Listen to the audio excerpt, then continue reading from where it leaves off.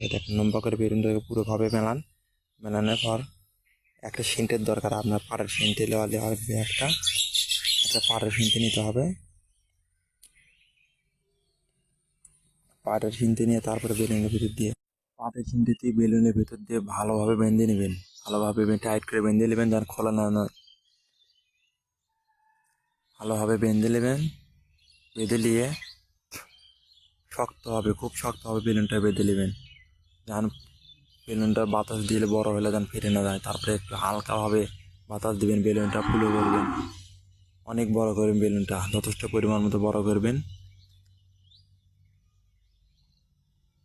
বড় করে কীভাবে দেখেন, এই তো আমাদের ছোটোবেলার স্মৃতি। এভাবে আমরা ছোটোবেলায় বেলুন দিয়ে নৌকা বানাতাম।